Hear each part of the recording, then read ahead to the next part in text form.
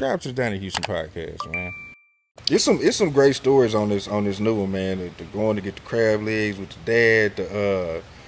What was my man name? You know what I'm saying? You had to walked up, shot this man, ran into him in prison. Yeah, Quincy. Man, bro.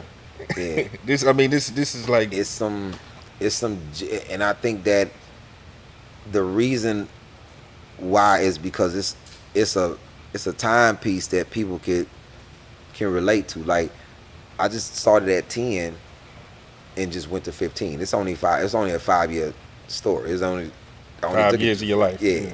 So, and people are like, nah, you got old. Nah, I only told you about an incident. I stopped at 15 when it happened, and then I told you about the transition of that. But I didn't tell you the because I still gonna come back and do 16, 17, and 18. I was getting ready to ask you, do you write your comedy out like, okay, this special I'm only going to cover these areas of my life, and then this is where the material is going to come from? Yeah, when I do a special, that's why I write. That's genius shit. That's I'm only gonna cover this because I'm telling you the story, and I need you to want the next chapters, like doing like a Harry Potter book, like what's the next thing that's about to happen. I'm gonna turn 16, and then 16, 17, 18, because I went to prison 4 days that I turned 19. So this is the transition from being young and juvenileness and learning, and still not. And I want people to understand, I still didn't have to do none of this because my mama had a job. That's the whole through line. My mama had a job, man. Because I don't want people to think that you grew up rough and it was just grew up and this was just my mama and them ain't educated. My mama is very educated woman. Like, and so my dad actually started the carrier service downtown Houston. Like, there was no carrier service before my father and his friend Ivory. So attorneys, when they had to get paperwork to each other, you gotta think, this is in the 80s. I need to get something to you. There's no fax machine. There's none of, you have to hand deliver the papers. They didn't have a lot of people. So downtown Houston, you got all these attorneys down there that's doing paperwork for a bunch of different buildings and a bunch of different floors. They had carriers. The downtown was broken up into two different sections. Ivory had one section. My daddy had the other section. Attorneys was still getting. They were still sending money in bags, like lock bags. Like, they put the money in the lock bag, and then you would take it to the other person. The other person got the key. It's like, because it was two. I always came with two keys. One person locked, and my daddy would go through all these buildings, and during the summer, I would have to write the invoice things out for him, and then I would go with him. And this is where he was like, yes, you when you go in, yes sir, no sir, yes ma'am, no ma'am. How old are you at this time? I'm 10. Okay. Yeah. I'm actually, 10, 11, and really it kind of started before that, because we would go see him and stay a couple of days, so like 9, and so my dad taught me how to play chess at 6, 7, playing chess. So 9 is when he started letting us go to the office building with him, and you had to go in, firm shake. That's why I can't stand, man, when somebody fucking keep my hand short. I'm like, man, you got to bring it up, because that's how my pops taught me how to shake hands. So he was influential in doing his thing, but he also sold cocaine, which probably made sense to why so many lawyers fucking with him. Yeah, used him. Man, I need a package, and I need a package. I need 2 packages. One from, I need you to take this package, and I need you to bring me one. So that was thing. But living with my pops, my pops was fun, man. Even though he wasn't around all the time, he was just fun.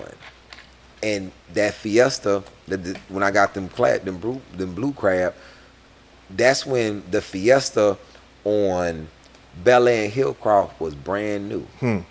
That Fiesta was new, man. Like that whole area was the Southwest was a ritzy type of area where he lived off Gufton. My dad lived right off Gufton in these all adult townhouses.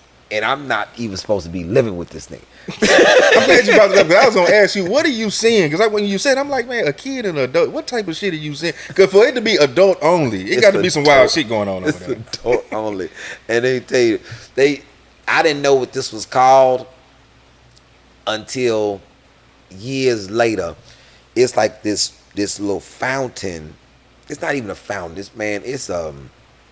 It's like a stream made of cement that ran all through the townhouse, but I had all these beautiful plants in it. It's called a gazebo. Yeah, Now, yeah. I didn't know what it was at the time. I'm like, man, I just walk in and shit, but I'm not supposed to be in none of this.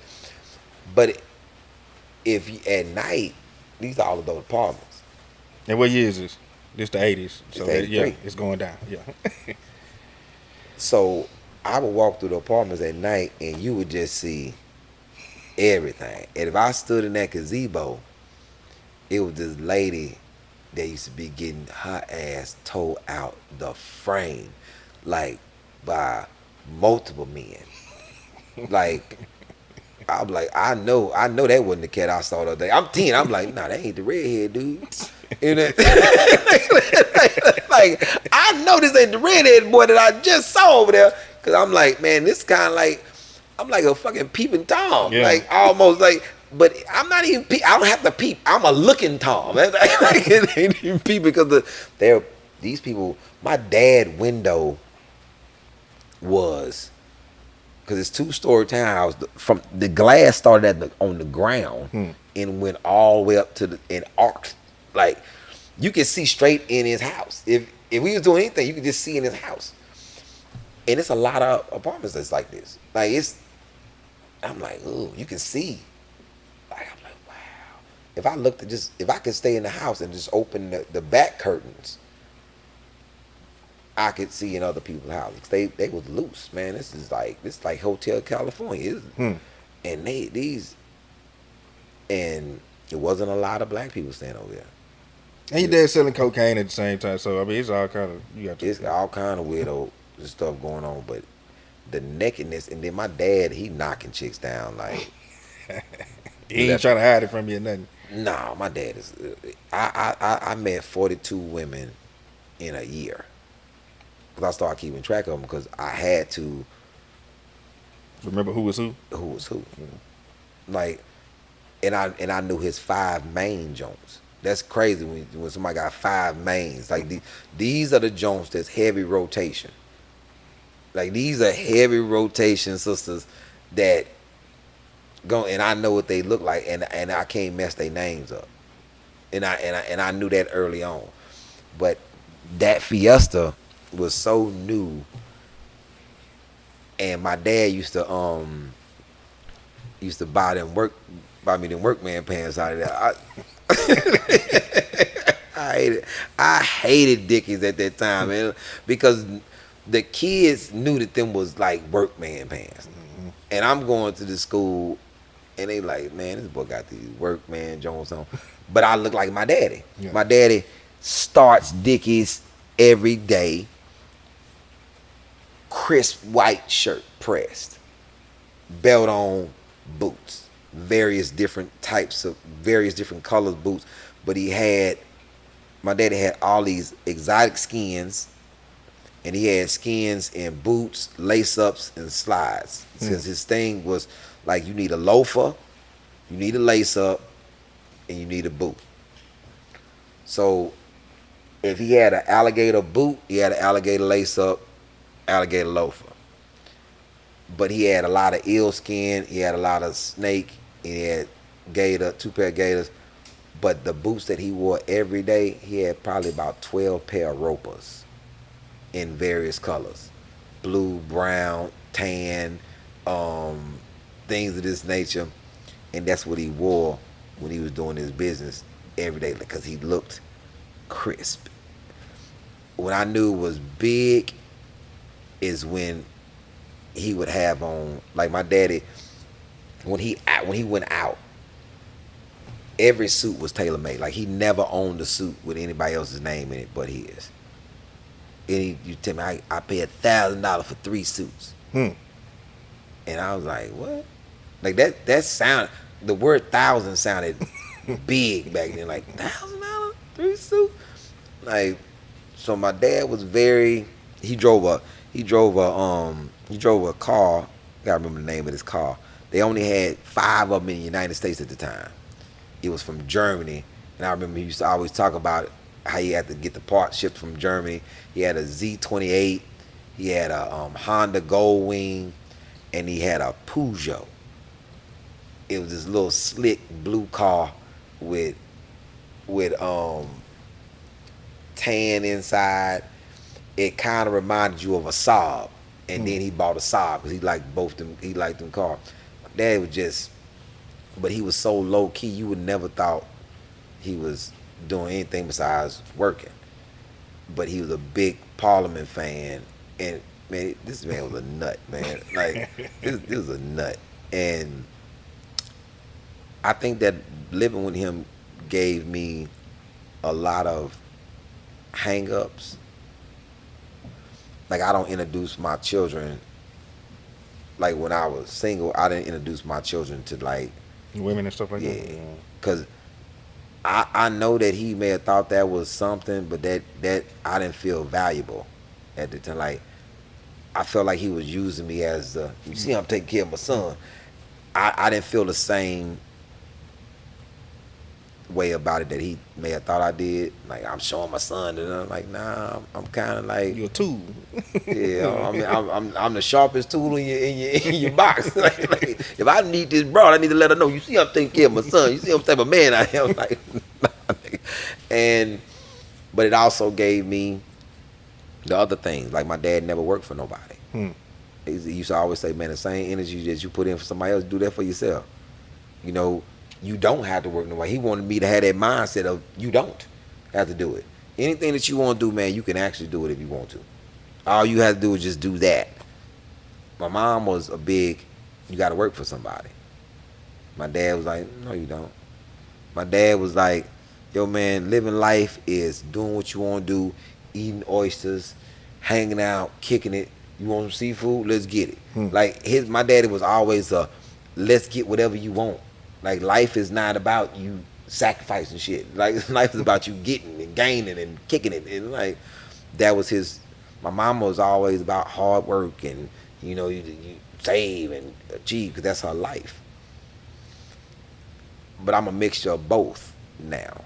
You know, I'm a person that works hard and I save, but then yet if you call me, man, get it. Yeah. Man, you ain't got to wait for that. Get it, man. Hey, whatever you want to do. Me and my boy Dre, we in DC one night, really 3 nights in a row.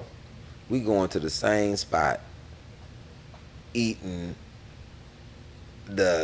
We ain't even thinking. It's not even a matter of how much it costs. It's the fact that this is what we want to eat, and we eating these platters, these trays and towers of oysters. Like, yeah, just keep bringing them. So y'all want 42? You put 42 on this one, put 64 over there. Man, just bring it and bring a lot of it. Bring 4 trays there, bring some calamari, bring some, and we still gotta order main dishes. Like bring 2 bottles of wine. Just like I'm about living big when you doing it. Cause my dad was like, hey man, what you want? You want that? Man, get it, man. And that mentality is how I have my kids. My kids, like, I understand why my kids don't see value in certain things. They're like, what? Like, my 11-year-old right now go somewhere and order 24 grilled oysters. He 11. He been like this since he was, because like man, my daddy, and then my mama. Now my mama is like, just do what you want to do in life. Even though you can be professional, because she saw it like this. you're gonna get in trouble doing it the way you're doing it. Then I go to prison. Then I come out and I'm back to doing it the way I want to do it, but with something positive. You don't know if I'm gonna make it in this. You don't know what the situation is. But then when you start to see it unfold, it's like, oh, okay.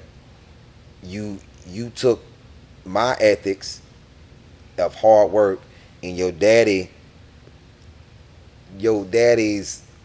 hey man, it's gonna work.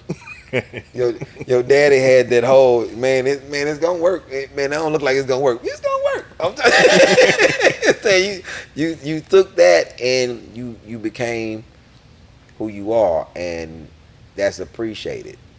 Donnie Houston.